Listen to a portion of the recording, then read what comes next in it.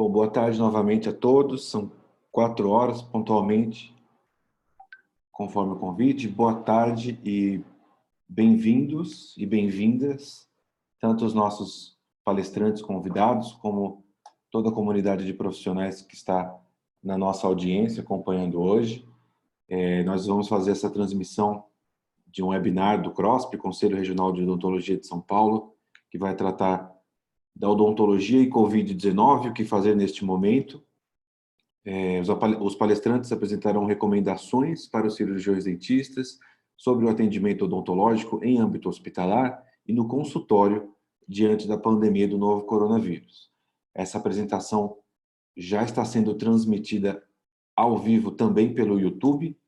Eu acabei de colocar o link de YouTube na janela de bate-papo do Zoom. Então, a todos vocês que tenham colegas que, porventura, não estejam usando o Zoom, podem enviar este link de YouTube que eles acompanham também ao vivo e também conseguem interagir por meio do YouTube. Então, antes de passar a palavra para os nossos convidados, agradecer a presença de todos, vou só deixar algumas orientações para que todo mundo possa acompanhar da melhor maneira possível o conteúdo. Todos da audiência podem e devem interagir com a gente. Quem está no Zoom pode usar a janela de bate-papo, que fica no canto inferior do aplicativo, tanto no computador como no telefone celular. E quem está nos acompanhando ao vivo pelo YouTube pode fazer também o uso da janela de comentários no lado direito do vídeo no YouTube. Nós vamos monitorar as dúvidas, sugestões e comentários que vocês forem deixando tanto no Zoom como no YouTube, para que depois que os nossos palestrantes fizerem a apresentação inicial, a gente possa fazer esse momento de perguntas e respostas que vocês forem levantando ao longo da apresentação. Então, só vou apresentar rapidamente quem vai ministrar o conteúdo para a gente hoje. Temos a doutora Juliana Bertoldi Franco, que é responsável pelo serviço de odontologia do Hospital Auxiliar de Suzano, do Hospital das Clínicas da Faculdade de Medicina da USP, Dr. Kelly de Martini, supervisor de odontologia hospitalar do Hospital São Paulo, doutora Maria Paula Pérez, diretora da divisão de odontologia do Instituto Central do HC, Hospital das Clínicas da Faculdade de Medicina da USP. Então, mais uma vez, gostaria de agradecer a disponibilidade de todos os nossos palestrantes, não só para passar uma hora aqui conosco, como para preparar previamente esse conteúdo que vai ser apresentado. E eu passo a palavra, então, a vocês e reforço para que todos da audiência, tanto do Zoom como do YouTube, vão deixando os comentários ao longo da apresentação. Muito obrigado.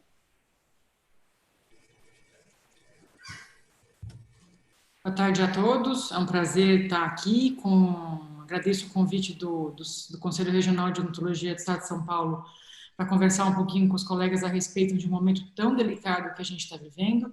E, claro, aí eu acho que o grupo se formou a fim de trazer orientações para os colegas neste momento, né? Então, eu acho que o grupo vem agregar muitas informações a respeito deste período e, claro, aí a gente vai tentar expor um conteúdo a respeito do assunto, que sempre cabe, né, algumas considerações, e depois tentar responder as perguntas que os colegas irão fazer com a mediação do Tiago. Dr. Keller? Boa tarde a todos. Queria agradecer também o convite em nome do Dr. Capês, do CRO, para que a gente pudesse estar aqui com vocês hoje para bater um papo, tirar algumas dúvidas, né? É um momento realmente muito delicado, um momento onde tem muitas dúvidas, né, para todo cirurgião dentista, seja no seu consultório, seja no âmbito hospitalar. Então, acho que é mais uma ação do CRO para poder contribuir com toda a classe, né? Queria agradecer também a presença de todos e agradecer a doutora Juliana e a doutora Paula pela presença de estar juntos, né? A presidente da nossa Câmara Técnica do Hospitalar, que é a doutora Denise Abranches, ela não pôde estar hoje conosco, estive com ela até uma meia hora. Ela pediu para desejar uma ótima reunião a todos. Ela foi para uma reunião aí de uma pesquisa mundial que vai ter, de uma vacina, que depois ela deve passar aí para todos. Então, é só desejar um grande abraço a todos e uma ótima reunião. Eu passo a palavra para a doutora Maria Paula. Oi, pessoal, boa tarde. Espero que a nossa conversa hoje seja muito produtiva. É uma fase de muitas dúvidas, mas é uma fase de muito aprendizado também. Então, é uma época que a gente tem que estar com a cabeça bem aberta, rever muitos conceitos, e eu espero que essa conversa aqui renda muitos frutos, vai ser muito bom.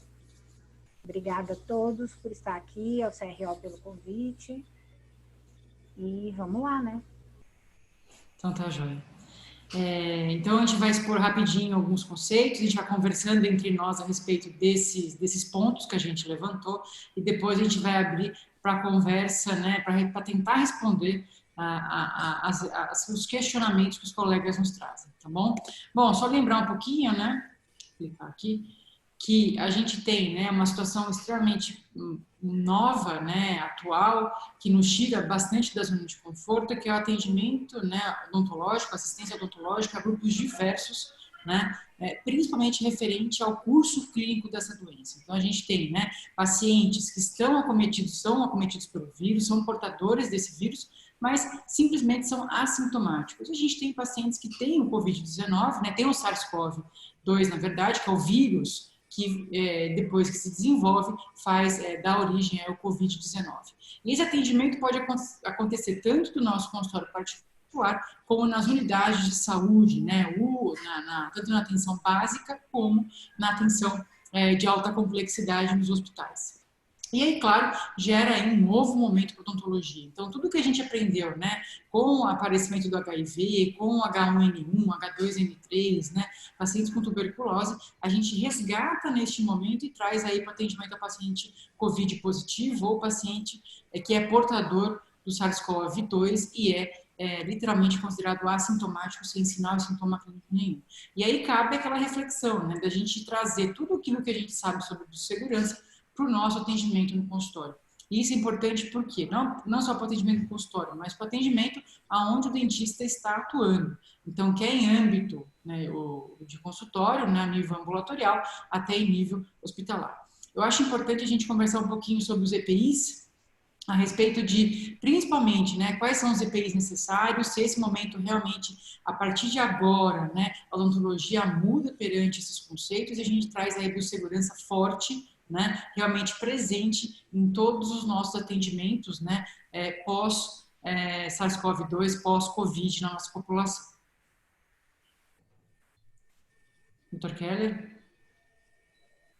Bom, eu acho que o cirurgião dentista ele já é capacitado desde a sua formação para ter uma ótima biossegurança, né? Desde a graduação é passado todo passo a passo. É claro que a gente, na realidade, não vê isso em 100%, mas com esse momento, né, com esse vírus e com essa pandemia que acabou acontecendo aqui no Brasil, eu acho que a gente tem que tomar muito cuidado. Então, eu acho que a recomendação principal, inicialmente, é que todo paciente que você vai atender no consultório, que você vai atender no âmbito hospitalar, e a gente vai discorrer um pouquinho mais sobre isso, você atende esse paciente como se ele estivesse contaminado, se ele estivesse realmente com o vírus, porque você tem que ter essa precaução. Então, utilizando todo tipo de EPI, né? Usando, se você for utilizar no consultório uma caneta de alta rotação que vá formar aerossóis, a gente vai falar um pouquinho sobre essa questão da diminuição disso, mas que você utilize sim a sua máscara N95, possa estar utilizando um avental com uma gramatura de pelo menos 40, com punhos fechados, né, um gorro que feche totalmente a questão do cabelo, né, a utilização das luvas da forma correta, ou seja, uma paramentação correta. A questão dos adornos, eu acho que é muito importante também quando a gente fala de EPI, né? A NR32 já preconiza que o profissional de área de saúde ele não utilize, né? Não utilize relógio, não utilize brinco, não utilize corrente. E a gente vê que muitos profissionais usam. Então, acho que hoje a gente tem que ter esse cuidado, tá? Desde a entrada no consultório, né? Da roupa que você está usando, procurar não utilizar aquele avental de pano que a maioria das pessoas costumam utilizar, né? Procurar utilizar, sim, o avental descartável, usar o gorro, usar seu óculos de proteção, esse óculos com aquela proteção lateral, né? E também, uma coisa que tem se usado muito, e eu acho que é importante, não sei se todo profissional tem, mas se não tiver, tem como conseguir, que é o protetor facial, que muitas pessoas chamam de face shield, né?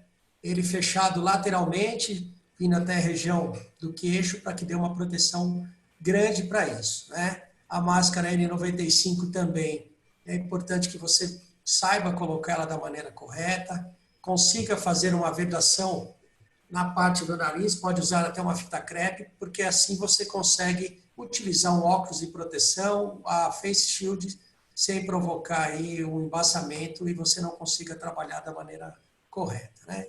Então, acho que esse é um dos grandes marcos hoje, fazer com que o profissional, dentro do seu consultório, porque no hospital a gente já é acostumado a utilizar, principalmente nas UTIs, uma paramentação mais do que correta.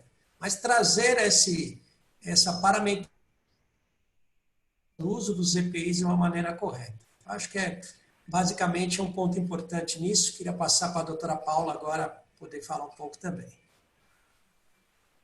Então, sobre biossegurança e as nossas atitudes no consultório, dentro de hospital, nas UBSs, a gente vai ter que mudar. Né? Isso concordo com tudo que Juliana falou, Keller falou. Eu vi algumas pessoas estão preocupadas por, no momento, não conseguirem a aquisição, por exemplo, da N95 ou da máscara cirúrgica descartável. Mas essa nossa conversa, ela vai para um médio prazo, né? Se a gente considerar, o vírus, ele não vai embora. Então, a gente vai passar dessa época de crise, mas o vírus vai continuar circulando. Então, isso que a gente está conversando não vai valer só para 1, 2 meses. Isso vai ser uma mudança na nossa rotina. E a gente vai ter que incorporar isso em vários sentidos. A gente vai ter que se habituar, a gente vai ter que ver o paciente com outros olhos e incorporar também uma parte, esse custo, no nosso tratamento. Então, são coisas para ser pensadas a médio prazo, porque a vacina ainda não está, né? Nós não vamos ter vacina provavelmente esse ano, e em determinado momento a gente vai voltar para o atendimento. Então, isso não é só para agora, né? Algumas mudanças, inclusive, na estrutura das UBSs, principalmente, de como são montados, né? Como estão montados os consultórios na faculdade. Então, além da nossa proteção, a gente está protegendo o paciente e a infecção cruzada, que é uma coisa que a gente tem que pensar muito, né? Sempre pensamos, tanto em consultório quanto em hospital, mas a gente vai ter que rever alguns conceitos e isso veio para ficar. Então, desde do nosso agendamento, fluxo de atendimento, mais cuidados ainda na limpeza, desinfecção, álcool 70, os surfactantes, a gente vai ter várias opções. A gente já tem muitas, mas vai ter mais. Muitos estudos também estão sendo feitos, né, em todos os âmbitos do Covid, dessa pandemia. Então, vamos ter muita coisa boa saindo daí e vamos mudar a nossa rotina, como a gente mudou na época do HIV, por exemplo, que foi uma mudança muito radical. Quem é mais velho, com certeza lembra disso. Quem é mais novo já entrou nessa fase, né, depois. Mas essa fase de transição foi uma fase bem importante, bem significativa, e agora vamos ter outra. E vamos mudar para melhor. Só fazendo um adendo da máscara N95, o que aconteceu foi que a população foi às compras, né? Mesmo quem não é da área de saúde acabou indo comprar, e por isso que acabou ocorrendo essa falta. Aqui no setor de compras do hospital, para ter uma ideia, eu conversei com o pessoal que começou a faltar também no hospital. Os fabricantes começaram a cobrar 10 vezes mais caro o valor de uma máscara, inclusive para o hospital. Isso já tem melhorado, né? Já está conseguindo voltar ao mercado, então eu acredito que o que a doutora Paula falou tem um fundamento, né? A gente tem que pensar um pouquinho ao médio prazo, né? Mas eu acho que foi muito isso em relação à população sair comprando máscara, sair comprando medicação, a falta de orientação, né? Sim, correto. Eu acho pontos muito importantes. A gente tem que lembrar o seguinte: tudo que a gente está discutindo agora, nesse webinar, é definido neste momento, né? Até este momento, a gente tem essas decisões, né, essas sugestões ao colega. A partir de hoje para frente, né, claro que isso vai mudar com o tempo, mas todas as sugestões, todas as recomendações são pertinentes ao momento atual. Tá? A gente, claro, prevê um médio e longo prazo, mas tudo que a gente está falando agora, né, é referente a este momento. E eu acho que o mais importante também a gente tentar acalmar o colega, né? Então, vamos ter um pouco de calma neste momento. Então, claro, a biossegurança nos protege, desde que a gente execute ela com rigor, né? Então, a paramentação e desparamentação dos EPIs, o tempo de espera que a gente tem entre um paciente e outro em sala, a desinfecção que a gente realiza no consultório e, claro, todos os cuidados para neste momento, a gente formar menos aerosol nos nossos procedimentos. Então, a gente vai continuar fazendo nossos atendimentos de urgência, atendendo o paciente, não deixando a população desassistida, mas, claro, aí visando o momento, né, que a gente está vivendo de procedimentos que não gerem aerossóis. Uma coisa importante, né, que a doutora Paula falou, é o fluxograma de atendimento. Então, na sala de espera, o paciente tem que chegar já no consultório e já entrar no consultório, claro, para diminuir essa infecção. Bom, os EPIs, o doutor Keller já falou, a doutora Paula já falou, é composto por máscara, né? A máscara é N95 para qualquer procedimento odontológico, porque a gente gera gotícula, gera aerossol, óculos de proteção, touca e face shield e avental descartável. Então, lembrar que a gente tem uma infecção respiratória, mas também tem uma infecção de contato aí, pertinente ao paciente com Covid ou assintomático, ou qualquer hoje paciente no consultório, ele é um paciente potencialmente Covid positivo, e é assim que a gente tem que encarar todos os pacientes neste momento, né? Eu queria até lembrar um pouquinho que é algo que a gente tem que ressaltar em referente, né, a todo paciente que chega no consultório. Então, todo paciente hoje no consultório, ele é considerado um portador potencial de COVID, de SARS-CoV-2, de HIV, de hepatite B e hepatite C. Não acho que a gente vive um momento só de SARS-CoV-2 e o paciente não tenha outras doenças infecto-contagiosas. Lembrar o seguinte, o paciente pode apresentar, ser portador do vírus, do SARS-CoV-2, e ser assintomático, não ter nenhum sinal e sintoma do Covid-19. E só dados muito importantes que a gente vai trazer hoje, que são os dados atuais de ontem, né, referentes ao dia 6 de maio, do Ministério da Saúde. O Brasil tinha 125 mil casos confirmados, mais de 8 mil óbitos e uma letalidade quase de 7%.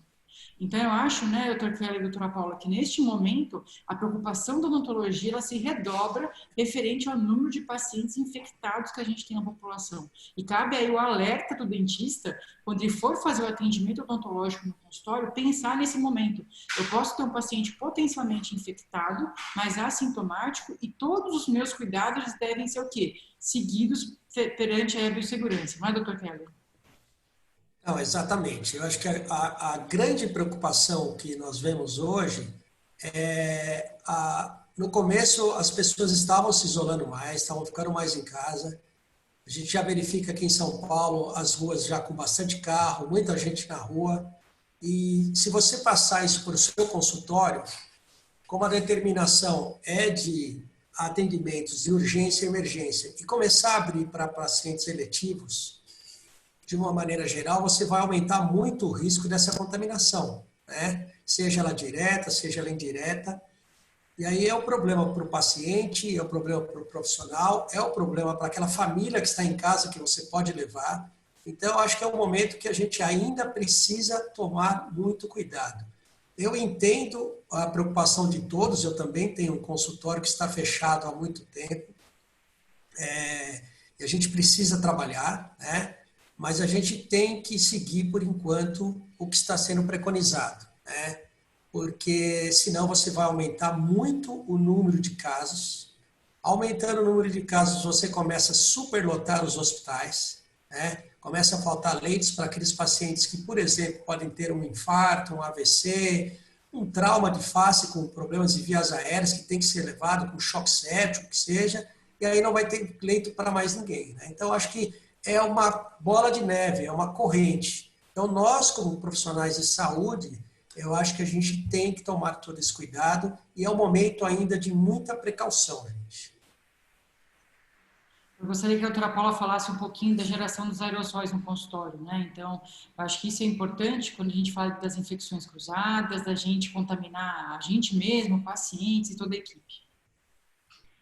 Existem já alguns trabalhos que comprovam que o aerosol da caneta de alta rotação, da nossa seringa, por exemplo, da seringa tríplice, que eles ficam no ar até 2, 3 horas em suspensão.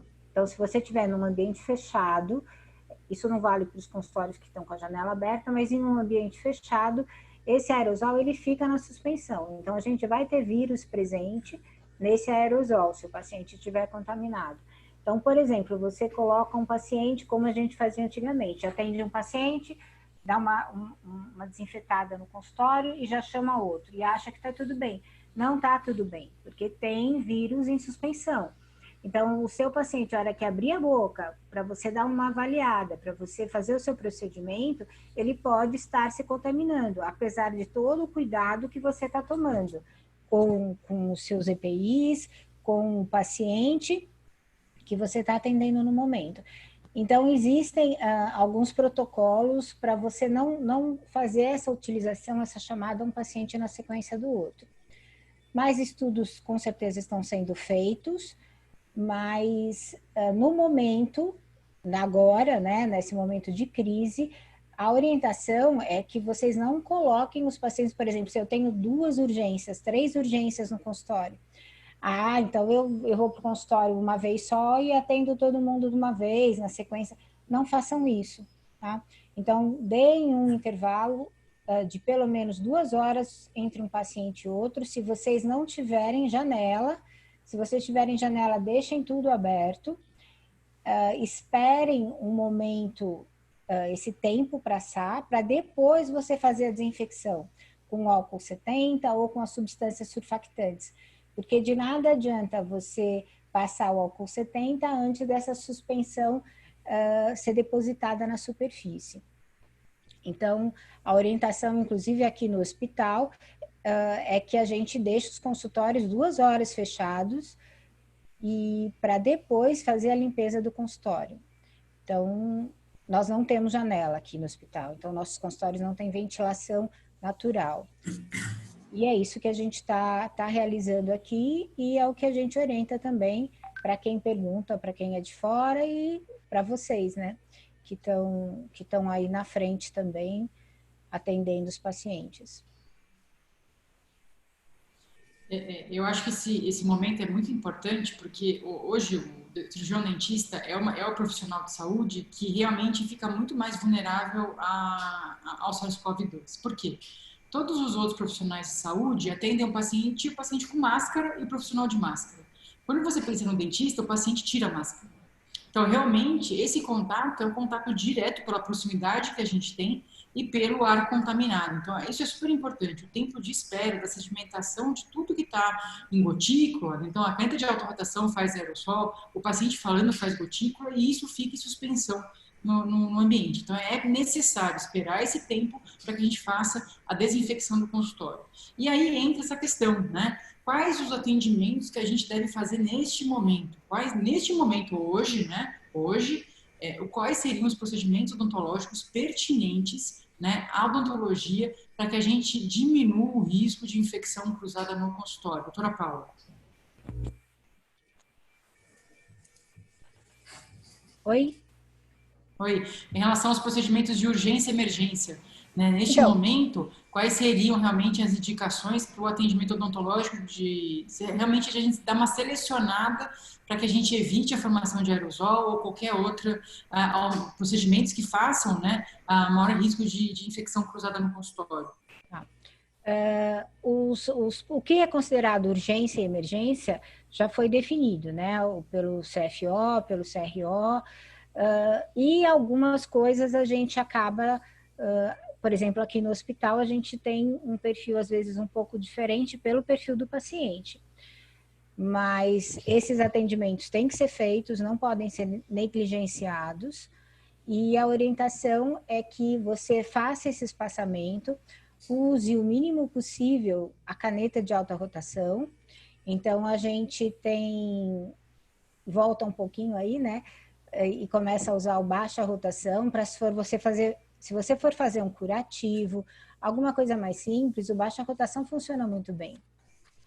Então, a gente tem que fazer os procedimentos que forem necessários para aliviar essa dor, para interromper essa infecção e causando menos de movimentação, né, o mínimo de aerossol possível. Zerar, não vamos zerar, não tem risco zero. Então, por isso que é bom a gente ter isso bem padronizado, gente. Então, por exemplo, eu vou atender no consultório, eu vou fazer uma padronização da minha postura. Então, o que eu vou usar de EPI, o tempo que eu vou levar para montar a sala, para limpar a sala, para esperar, para fazer esse atendimento, para mudar o agendamento. Então, a gente tem que seguir um padrão para errar o mínimo possível, porque a gente tem velhos hábitos. E quando a gente tem velhos hábitos, a gente acaba, às vezes, escorregando. Então, isso é muito importante. Até você não marcar um paciente além do aerosol, você não lotar a sua agenda, por exemplo, você começa a trabalhar rápido. E aí você trabalha rápido, você vai entrar nos velhos hábitos. Então, atender a coisa, fazer com mais calma, com mais espaçamento. Então, a gente tem que dar uma revisão nisso e se padronizar e se policiar muito. Ótimo. Dr. Keller, quer acrescentar alguma coisa aqui? Rapidamente. Emergência e urgência, o que a American Dental Association, a Anvisa, o CFO e todos estão preconizando, né? Emergência é aquilo que pode causar morte, então tem que ser atendido, e urgência é aquilo que está causando dor, né? Seja ali uma pulpite, seja um arco de ortodontia que está dentro da mucosa do paciente, ou uma cárie que está trazendo dor. Então, quando você conversar com o seu paciente, você vai conversar e saber exatamente por que ele está marcando. Ele precisa realmente ir ao seu consultório ou pode postergar? Então, existe essa tabela, isso já está preconizado para todos, né? Eu acho que a gente tem que seguir isso, né? Quero só avisar uma coisa. Kelly, só. No canto superior da apresentação tem um QR Code. Quem tem o leitor do QR Code pode acessar. Esse aqui é o manual do CRO referente às indicações de urgência e emergência odontológica. Então, o colega que não teve acesso, escaneia o QR Code aqui do canto superior direito e vai ter acesso às urgências e emergências do consultório odontológico para os momentos de pandemia, no momento de pandemia de Covid-19. Desculpa. Não, perfeito. E só acrescentando, né, o que a doutora Paula falou. Tentar usar baixa rotação, tentar colocar um dique de borracha, aspirar esse paciente com frequência total, tentar diminuir o uso da cuspideira, usar aí uma bomba a vácuo, ou seja, são alguns procedimentos, usar curetas, né, fazer um ART, em vez de você usar um ultrassom, que também vai trazer o aerossol, você usar curetas de periodontia. Então, são algumas das inclusões que a gente pode fazer para atender bem o paciente e minimizar o risco, tanto para o profissional quanto para o paciente. Eu acho importante agora, neste momento, né, os colegas não utilizarem a cuspideira, tá? Então, realmente, a gente tem até selando as cuspideiras, né, para que evitar que o paciente cuspa nessa cuspideira e ela fica realmente lá mantendo esse aerosol que está formando no consultório. Então, o paciente quer fazer um bochecho no consultório, o paciente faz o bochecho, a gente vai aspirar esse paciente, não usar a cuspideira. E uma coisa interessante que a gente trouxe para a inclusão dos procedimentos de urgência e emergência são os procedimentos que a gente faz no hospital, e aqueles pertinentes a pacientes que precisam de remoção de focos de infecção para a continuidade do tratamento médico. Tá? Então, isso é super importante. Alguns pacientes, a gente vai precisar atuar um pouco além da urgência e da emergência para realmente aí liberar esse paciente para o atendimento médico. Bom, só ressaltar, né, que também tem um QR Code no inferior aqui direito. Eu com a doutora Maria Paula, a gente publicou semana passada um artigo sobre cuidados odontológicos na área do Covid-19. A gente dá orientações e recomendações ao colega dentista para atuar no consultório e em ambientes hospitalares, né, de forma segura. Então, está bem didático, está dividido por tópicos. Eu acho que cada leitura aí para todo mundo, claro, não é que a gente escreveu, mas realmente é um norte para o colega, né, que tem receio de atender no consultório, e realmente vai gerar aí um certo conforto, né, uma calmaria neste momento. Então, quem puder acessar, tem um QR Code aqui embaixo, já está o PDF na íntegra, e o Conselho, esta semana, o Conselho Regional de Odontologia, veio a publicar orientações de biossegurança. Então, também é um manual adequado, né, de adequações aí do consultório, também tem o QR Code aqui no inferior direito, que a gente escaneando dá acesso ao PDF de forma completa e cabe aí a gente estudar. E, claro, independente do que a gente está falando, pessoal, eu acho que cada um tem que fazer o seu fluxo de acordo com a rotina do consultório, né? Então, isso é o mais importante. Bom, e aí cabe nessas, que a gente sempre falou, né, Kelly, né, doutora Paula, referente ao atendimento do consultório, que é inerente à sala de espera, ao paciente, a equipe, que é importante, não só a equipe dentista, mas a equipe auxiliar que acompanha a gente neste momento, né, ao consultório e tudo mais. Então, eu acho que o que foi publicado agora do artigo e desse PDF do Conselho, realmente, desse arquivo do Conselho, geralmente vai suprir algumas dúvidas, não todas, porque a gente tem dúvida a todo momento, a gente para e tem dúvida a todo momento, mas realmente surge aí, realmente vem a esclarecer algumas dúvidas pertinentes à nossa abordagem no consultório e no hospital, né, doutora Paula, doutor Keller? Com certeza, Juju. Não, eu acho que primeiro eu queria já parabenizar vocês pelo artigo, tá? É sempre muito importante para ajudar e colaborar com todos os colegas. Vou voltar aqui. E segundo, esse manual de biossegurança também foi fruto aí, o Dr. Jairo que comandou junto com todas as câmaras técnicas, então acho que lá no e-mail também, no e-mail não, perdão, na página do CRO você consegue baixar. Já tem um linkzinho, né? isso. E isso vai colaborar muito. Eu queria aproveitar aqui rapidamente e só deixar um abraço aqui para o Dr. Marcelo Marcucci, que está conosco, é o nosso secretário da Câmara Técnica, que eu acabei na abertura esquecendo. Vamos lá, Ju.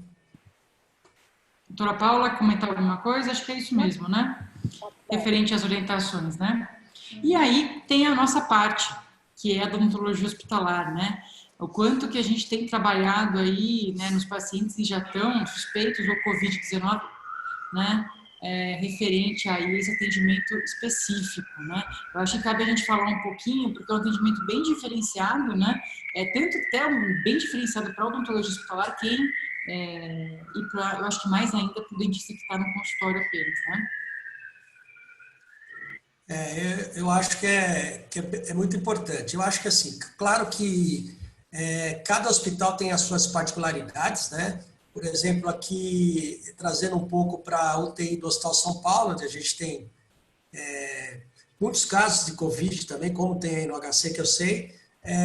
A gente fez uma reunião com o CCH, fez uma reunião com a chefia da diretoria clínica, de enfermagem, para saber o tipo de protocolo. A gente vai manter o protocolo que já existia, vai acrescentar aí a recomendação do peróxido de hidrogênio, não vai. Então, a gente fez essa reunião, optou-se por manter aqui o protocolo de higiene bucal normal, com clorexidina 0,12 mesmo, tá? E a questão que você falou em relação aos procedimentos, eu acho que foi muito importante o que foi colocado, né? A gente sabe aí dos pacientes oncológicos, que a gente tem que entrar com a laser terapia pontual, né? A preocupação com esses pacientes sobre ventilação mecânica entubados, a questão de mordeduras, onde a gente também tem que intervir. Então, acho que a equipe, aqui a gente teve muito problema com a equipe da enfermagem. Enfermagem, mais de 200 profissionais foram afastados com suspeita de Covid, né? Então, a gente já tinha capacitado há muito tempo esse grupo de enfermagem para fazer esse protocolo, para contribuir com a diminuição das PAVs e melhoria no quadro geral do paciente. Aqui a gente teve que fazer um mutirão de odontologia e voltar a ajudar nesse protocolo no dia a dia, porque o estresse era tão grande e a gente acabou voltando a realizar esse protocolo, né? Então, eu acho que, além de tudo, tem uma questão que a gente tem que ter o olhar para o paciente que está dentro da UTI, que está com a suspeita ou com Covid, e poder contribuir, né, com esse protocolo, diminuindo essas secreções, essas aspirações, e também poder contribuir nesse momento com toda a equipe multidisciplinar, né? Falando um pouquinho aí do peróxido de hidrogênio, existe aí um risco, né, uma preocupação que a gente já conversou, inclusive, sobre a questão da broncoaspiração, né, de não ser ideal nesse momento. Então, aqui a gente optou também por manter o protocolo e poder estar atento, atendendo esse paciente de uma maneira horizontal. Especificamente aqui no hospital, Doutora Paula. seguindo a linha do que o Keller falou, a gente aqui é um hospital geral. Então, a divisão está num prédio que está... A gente tem um prédio aqui no hospital voltado totalmente ao atendimento COVID. Então, vocês devem estar vendo isso na televisão. A gente acabou separando as equipes aqui. Então, na realidade, algumas equipes foram para fora do prédio que a gente está, para fazer essa sequência de interconsultas, de atendimento dos pacientes que não podem mais ficar nesse prédio COVID, mas as outras doenças continuam, né? Então, a gente acrescentou uma rotina, porque a vida continua acontecendo. Alguns traumas diminuíram, mas a gente acabou espalhando a equipe, uma parte foi absorvida pelos outros setores, porque aqui a gente tem vários serviços de odontologia hospitalar, e nós aqui ficamos uma parte no prédio dos ambulatórios, para fazer o atendimento da urgência, a emergência e qualquer intercorrência dos pacientes que já faziam o tratamento aqui, e a gente tem uma equipe toda dentro da área COVID. Então, essas equipes não se misturam, e a gente tem o foco maior agora, na realidade, a preocupação maior é justamente com os profissionais que estão na área COVID. Então, esses pacientes de UTI, nós temos hoje 240, 250 leitos, e até o fim do mês o hospital vai passar para 300 leitos só de UTI, 100% COVID. Então, nós temos um fluxo grande de atendimento, mudamos a nossa rotina, porque a nossa rotina era, a gente fazia uma busca ativa, avaliava todos os pacientes. Isso hoje a gente não tem feito, para não expor por uma questão de EPI, basicamente o gasto, né, a utilização de EPI, a gente passou a fazer os atendimentos sob demanda. E continua fazendo os procedimentos que são necessários. Então, a gente orienta também a higiene no local, porque o fluxo de funcionários recém-contratados é muito grande, tanto aí com vocês na Unifesp, quanto a gente aqui. Então, a gente reforça toda essa higiene. A gente tem mantido os procedimentos, né? As placas, os protetores bucais, medidas secativas, extração, exodontia de dentes que estão com mobilidade, com risco de aspiração. Então, a gente continua fazendo esses procedimentos nas UTIs e também, quando necessário, nas enfermarias. E tomando todos os cuidados. A higiene a gente manteve a Clorex, a gente continua usando a Clorex. Não estamos utilizando o peróxido de hidrogênio, nem o PVPI. E o importante, assim, é reforçar, na realidade, toda essa importância da higiene e dos cuidados para manter o paciente o mais confortável possível e não agravar o quadro, né? Que já é muito complicado. Eu acho que a questão da higiene bucal nos pacientes é super importante, tanto para o paciente estar no consultório, quanto para o paciente estar internado. Porque o COVID, na verdade, ela é uma tempestade, o que a gente tem de sinal e sintoma do COVID é uma tempestade de interdocina. Então, se você pensa aí no acúmulo de biofilme dentário que leva ao processo de gengivite, uma doença gengivite, a gengivite é uma doença inflamatória. Então, você vai ter mais a produção das interleucinas inflamatórias pela doença periodontal. Então, a manutenção da higiene é super importante, tanto para o paciente que está no nosso consultório, né, e para o paciente que está em UTI. Então, o uso da clorexidina é mais do que recomendado para a gente ter um controle na formação do biofilme, né, e saúde bucal e a manutenção dessa flora bucal adequada na UTI. Bom, em relação ao peróxido, é aquela história, né? A gente não tem evidência científica sobre o uso de peróxido e redução de carga viral, primeiro. Segundo, o colega que optar fazer isso no consultório, porque ouviu algumas coisas, é importante lembrar que o uso do peróxido ou do PVPI como bochecho não exime, não reduz o uso dos EPIs, tá? Então, a gente tem que continuar utilizando todo o EPI completo, né, independente se a gente usa ou não o peróxido de hidrogênio para bochecho, tá? Isso é super importante. Então, uma coisa não elimina a outra. O EPI sempre vai ser necessário neste momento, certo? É só um adendo, Ju, em relação a isso, porque saíram na nota técnica da Anvisa, na recomendação da AMIB, então é uma recomendação de se usar, né? Uma sugestão. Uma sugestão, né, de algum trabalho chinês, espanhol, mas que realmente não tem uma evidência científica que a gente possa realmente preconizar, né? Então, só para reiterar as suas palavras aí. Sobre esse assunto que gera muito questionamento mesmo, muita dúvida, muita coisa está sendo estudada, muitos trabalhos têm sendo feitos, inclusive com esses bochechos. Então, a gente não sabe ainda se ele tem efeito de fato, quanto tempo dura esse efeito, ele está presente na saliva, como ele está na saliva, como esse vírus chegou na saliva. Então, ele foi produzido já assim, então, quer dizer, o vírus já está instalado na glândula, ele vem da respiração, então, a gente ainda não sabe, tem muita coisa estudando. Então, independente do que você use para fazer o bochecho, ou o peróxido, o PVPI, a clorexidina, é importante você continuar com os cuidados e com a sua proteção. O grande medo, assim, é que as pessoas sintam uma falsa segurança. Pode ser que daqui 2 meses a gente converse ou alguma coisa na mídia apareça, fala, não, isso funciona, aquilo não funciona. Mas, por enquanto, vamos continuar com esses cuidados já de proteção. Lembrando que a clorexidina a gente usa nos pacientes hospitalares para higiene, visando que ele não se contamine. Então, para você não ter uma infecção no PAV. Então, para que você não tenha uma pneumonia associada à ventilação mecânica.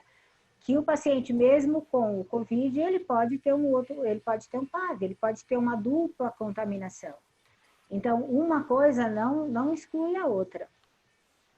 É importante lembrar, gente. Um não exclui o outro, tá, gente? Sem dúvida. A pneumonia viral é uma coisa, a pneumonia bacteriana é outra, e bactéria da boca leva a pneumonia bacteriana, que a gente chama de pneumonia associada à ventilação mecânica, né? Que é uma pneumonia aspirativa junto com a pneumonia nosocomial. Bom, só o que a gente vai ter pós-pandemia, né? Então, a biossegurança voltando, né? Todo mundo que fala do hospitalar fala que a gente exagera um pouco, né, Kelly, né, doutora Paula? Porque nós somos realmente a gente usa todos os critérios de biossegurança porque a gente sempre lidou com o paciente muito contaminado. O paciente já está infectado, ou o paciente já tem outras infecções que são pertinentes à área hospitalar e que a gente sempre cuidou.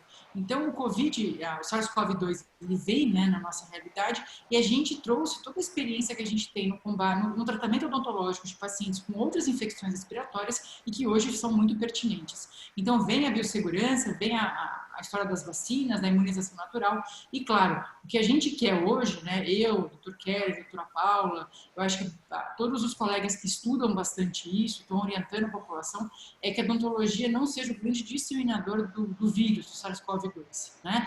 Porque se a gente pensar, se a gente não tomar os cuidados adequados, a gente vai ter uma infecção não só da gente, como dos nossos familiares, como dos pacientes e assim de toda a sociedade.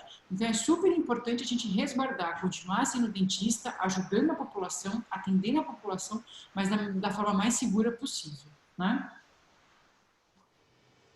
Certo? Alguém quer fazer alguma consideração? Não, eu acho que a realidade hoje é essa mesmo. Pode ser que isso mude em 1 mês, 2 meses, 3 meses, mas o que a gente tem... Hoje e amanhã. Hoje amanhã. Nada é estático, né? Nada é estático. A gente pode tem estudos, a cada semana pode se mudar as coisas, né? O ideal tudo que a gente está falando é pertinente ao momento de hoje. Sim, né? Então, amanhã serão novos passos, mas que no momento a gente tem que seguir. Então, é importante o colega baixar o PDF do nosso artigo lá publicado recentemente, do Manual do Conselho Regional de Odontologia do Estado de São Paulo, né, para que realmente se interaja aí das questões de biossegurança e aplique isso no consultório. Né? Vou deixar os contatos aqui, que agora do meu e-mail, o e-mail da doutora Maria Paula, o e-mail do Dr. Keller, os Instagrams para quem quiser seguir. E eu acho, Thiago, que se a gente não tiver nenhuma consideração a fazer nem do Dr. Keller, nem da doutora Maria Paula, a gente pode abrir para as perguntas, que devem ser milhões, porque tem uma luzinha piscando aqui para mim. Né? Eu acho que realmente a gente teve muitas perguntas referentes aí a esse assunto.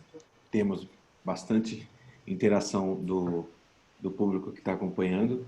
Temos a sala do Zoom lotada e mais a transmissão ao vivo simultânea pelo YouTube. Nós estamos monitorando nos 2 aplicativos. Antes de começar a mandar as perguntas para vocês, só gostaria de fazer um lembrete aos participantes que todos os conteúdos oficiais que o CROSP publica em relação a notícias sobre determinações da Anvisa, Ministério da Saúde, Centro de Vigilância Sanitária, são sempre publicadas no site oficial do CROSP, que é o crosp.org.br. Lá vocês vão encontrar sempre notícias de fontes oficiais e toda a movimentação do CROSP que está sendo feita em prol da classe de profissionais da odontologia. Então, envio de ofícios a órgãos públicos, solicitação de linhas de crédito, solicitação de acesso a descontos, todo o material oficial está lá no site crosp.org.br, inclusive manual de biossegurança, que foi publicado recentemente. Então, eu gostaria de deixar o lembrete para que todos sempre verifiquem a fonte oficial, que é o site do CROSP. Então, vamos começar aqui com algumas dúvidas. Eu separei as mais recorrentes para a gente responder o máximo de pessoas possíveis. Lembrando que a gente tem um tempo limitado aqui, mas essa apresentação vai ser publicada na íntegra depois no canal de YouTube do CROSP, da TV CROSP, para que todos possam acompanhar, mesmo quem perdeu, enviar a outros colegas.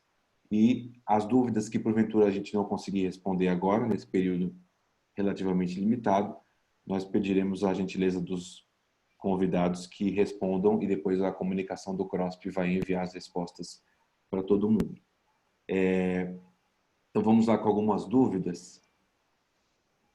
A Ira Uekama, que está acompanhando a gente pelo Zoom, pergunta se um paciente apresentar alguns sintomas compatíveis com os da Covid-19 e estiver com um abscesso dental ou pulpite aguda, como devemos proceder? Qual a orientação de vocês? Posso responder? Ou vocês querem responder? Posso responder? Bom, o que a gente tem orientado, na verdade, é assim, né? Sempre checar sinais e sintomas de paciente. A gente tem um aumento do número de casos hoje na população e pode ser que a gente no consultório tenha pacientes, ele sabendo que ele é Covid positivo, ele tem a doença, tem sinal e sintoma clínico, tem, né, claro, condição clínica para ser atendido, quem sabe nisso, né? Então, por isso que o atendimento é ambulatorial e não hospitalar. E o que a gente está orientando, assim, no meu ponto de vista, o que a gente orienta é o atendimento desse paciente no consultório, mas sendo o último horário do dia.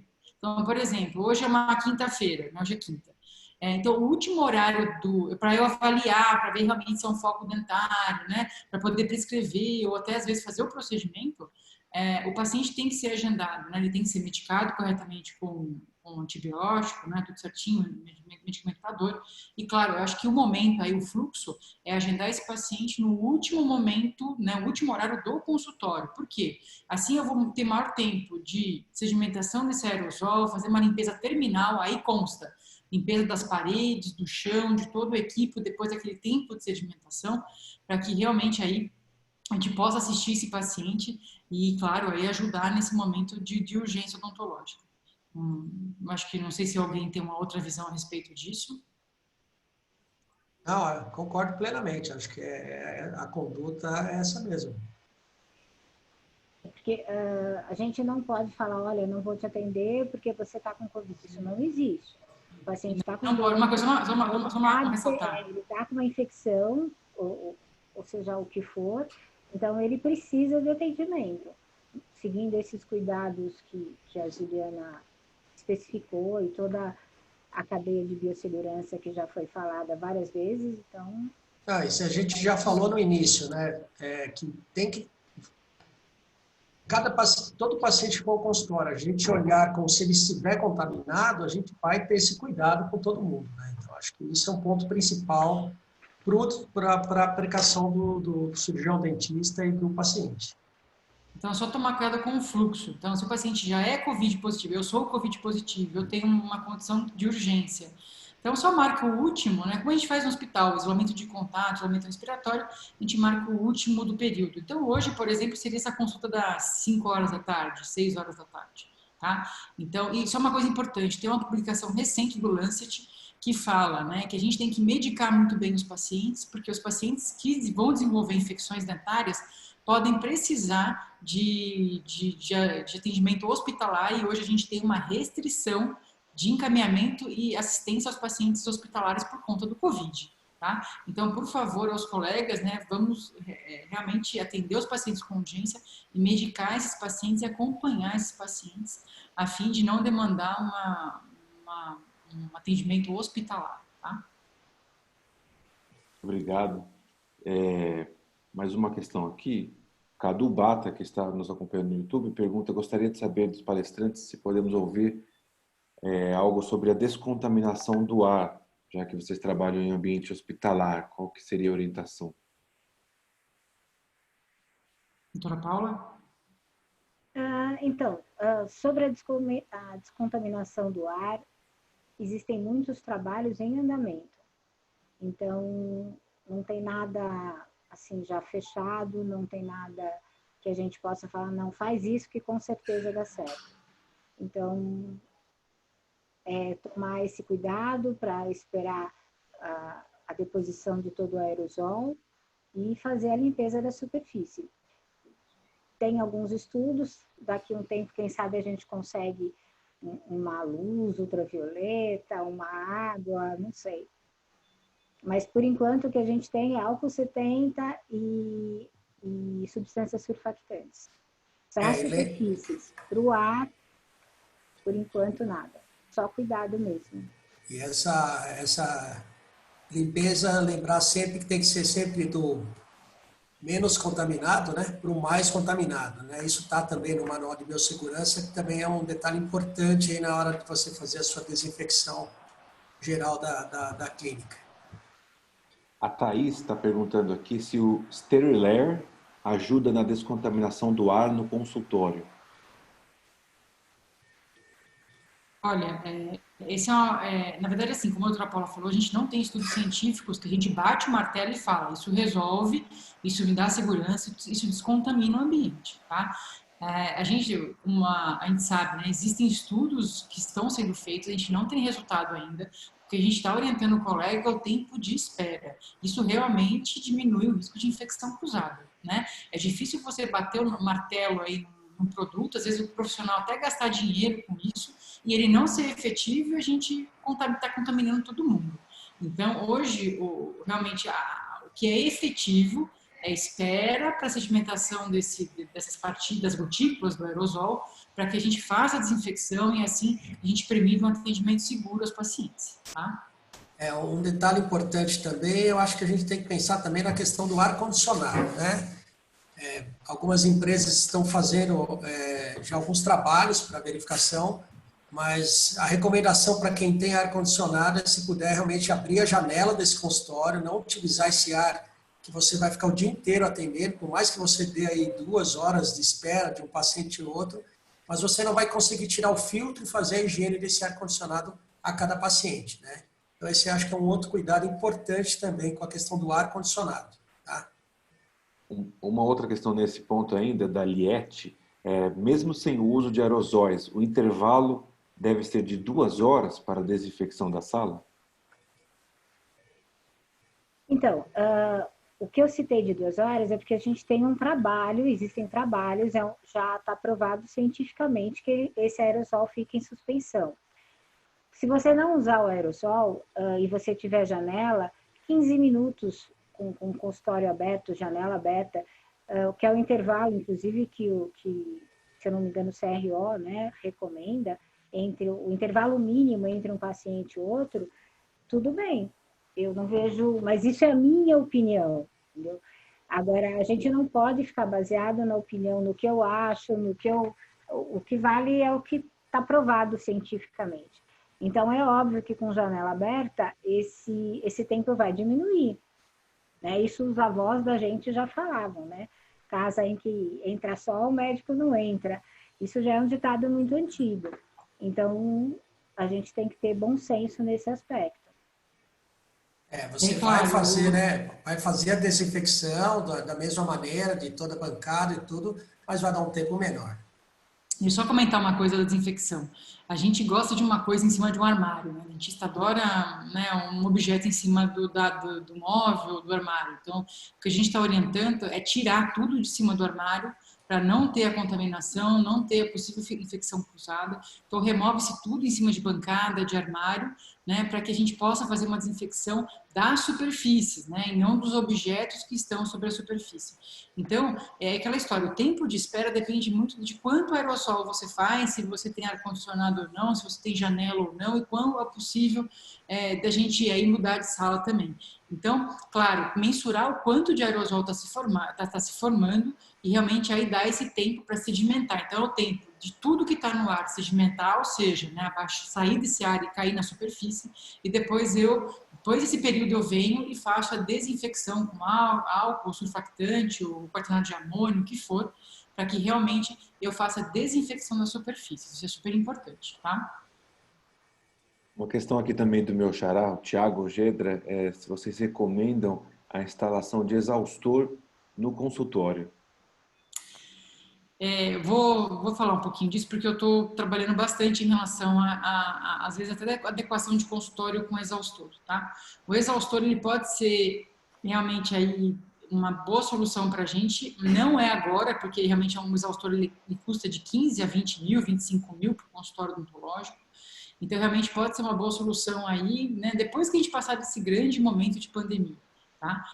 Mas os exaustores podem ser uma boa saída, sim. A gente não tem também estudo sobre isso, é uma possibilidade, tá? Uma possibilidade. Não saiam gastando dinheiro, quebrando o consultório para exaustor, calma, né? Mas pode ser, sim, uma boa solução aí, principalmente nesses momentos de pandemia. Mas calma, né? Eu acho que pode ser uma solução. Doutora Paula, quer falar alguma coisa, já que está no ambiente hospitalar? Não. Segue. Keller? Não, segue.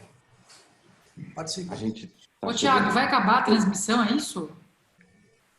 Não, a gente tem a gente vai acabar assim que a gente chegar no limite de 1 hora, mas a gente também não está preso literalmente a 1 hora. É que é o período de tempo que a gente colocou no convite para as pessoas se programarem.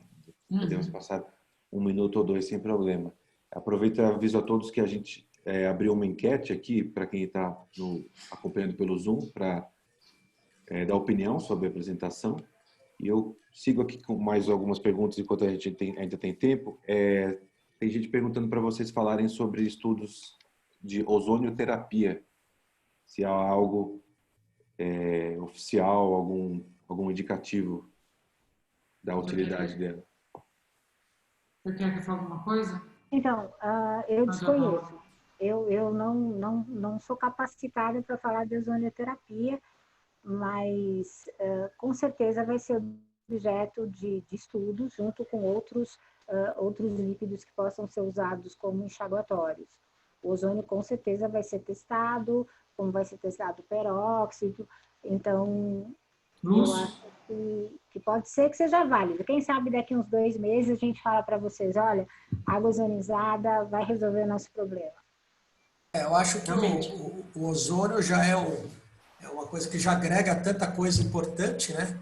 Mas nesse momento a gente tem que tomar muito cuidado em dizer que realmente são verdades absolutas, porque não são, né? Então, é o que a gente está colocando.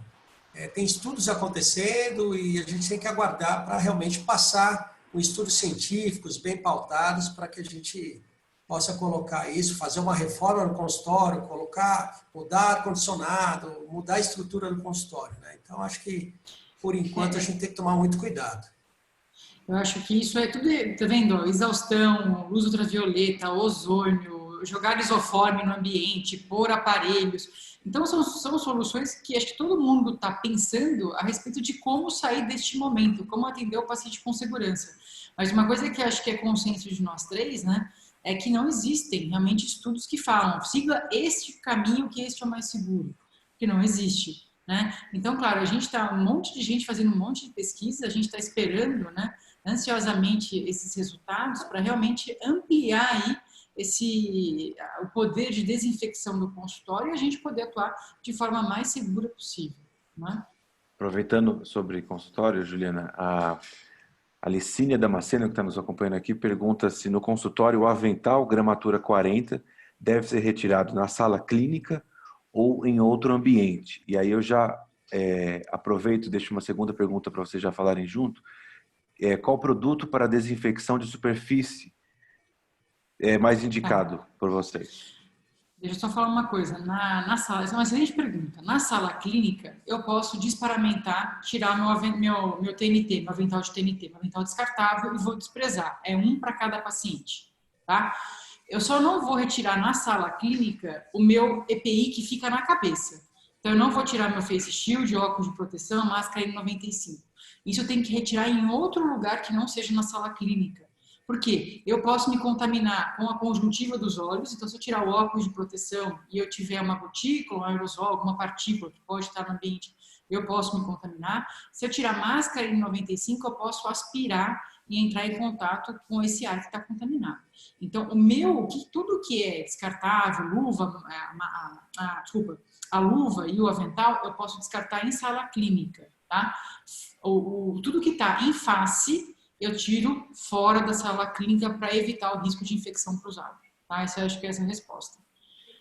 E sobre desinfecção de superfície, a Paula já falou, né, Toro? Pode repetir.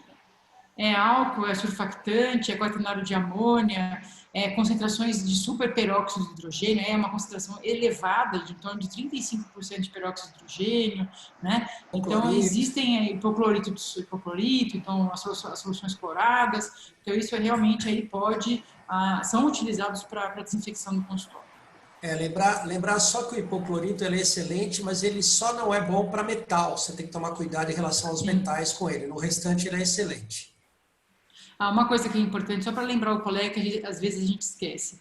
Todo instrumental, caneta de alta e caneta de baixa, tem que ser esterilizados por paciente. Então, é um para cada paciente e esterilizados entre os pacientes, tá? Então, por favor, só não deslizar nesse momento, né? Porque às vezes o colega quer usar a caneta de baixa, né? Em todos os pacientes não deve. É esterilizada e única para cada paciente. Uma última dúvida aqui pelo nosso tempo, que vocês já comentaram, mas tem bastante gente pedindo, é sobre qual a orientação para os consultórios e clínicas que não tem janela, que só tem ar-condicionado. O que fazer? Então, aí, Paula, por favor. o que a gente preconiza e é o que a gente faz aqui, porque a gente não tem uma ventilação natural nos consultórios, é aumentar esse intervalo para 2 horas. Isso pode ser que a gente consiga, daqui a um tempo, dar uma outra orientação. Mas científico é isso que a gente tem agora. Ou se for possível, não usar o ar-condicionado. Não, o ar-condicionado, assim, difícil usar, porque o ar-condicionado, o pessoal está estudando a contaminação, os filtros, sim, mas não tem nada de concreto ainda. Então, aí eu não estou nem considerando o ar-condicionado ligado. Eu estou considerando uma sala sem janela, né? Sem ventilação natural. E aí tem que esperar um pouquinho mais de tempo para sedimentar e a gente poder fazer a limpeza e a desinfecção do consultório. Então, realmente é uma sala bloqueada há mais tempo. Então, tem que pensar também nesse intervalo entre um paciente e outro. Gostaria só de deixar um lembrete aqui para todos os participantes sobre um estudo que inclusive foi citado na janela de bate-papo, um levantamento epidemiológico de Covid-19 na Baixada Santista, que foi baseado em 2.342 exames domiciliares, realizado na semana passada nos 9 municípios da Baixada Santista, aqui em São Paulo, detectou que para cada caso notificado, encontraram-se 13 casos não notificados. Isso então reforça, né, a fala de que temos que tratar todo paciente como um potencial vetor, né? Por isso o reforço aí das medidas de biossegurança. Então, queria agradecer a todos os participantes convidados e deixar para a doutora Juliana, a doutora Paula e o doutor Keller, cada um fazer a sua fala final. Eu agradeço o convite do CRO, agradeço a sua presença, Tiago, agradeço a presença do Dr. Keller, da doutora Maria Paula. Eu acho que realmente é o momento da gente estudar, parar, ver fluxo, ver realmente EPI, né, e rever conceitos de biossegurança, para que a gente aí atenda os pacientes com segurança. Lembrar que a odontologia está aqui para atender os pacientes, né, nunca iremos deixar os pacientes desassistidos. E, claro, a nossa função aqui é orientar o colega a atender cada vez com mais segurança e melhor os pacientes. Obrigada pela presença de todos e pela atenção, né, via Zoom e via YouTube. Agradeço, gente. E a gente fica à disposição pelos contatos aqui. Pessoal, muito obrigada. Agradeço a presença de vocês e o interesse. Infelizmente, a gente não consegue responder todas as questões. Eu estou aqui de olho nas perguntas. Esse trabalho foi muito bem lembrado, porque é sabido que existe essa subnotificação, mas isso nunca tinha sido mensurado. Então, aí é a diferença do trabalho científico. Você sabe, por vivência, então você está passando, mas você não tem mensuração disso. Então, foi excelente a citação desse trabalho. E só uma dica, assim, para alguns, porque isso foi me perguntado até ontem por um dos assistentes. Esses consultórios que trabalham com uma divisão, assim, como se fosse clínica de faculdade, são separados por biombo, mas a parte de cima é aberta. E essa pessoa tinha duas cadeiras. Não pode atender simultaneamente, gente. É um paciente, a outra cadeira fica inutilizada. Você não pode tocar atender dois casos ao mesmo tempo. Isso não, você vai ter uma contaminação com certeza. Muito obrigada e estamos à disposição.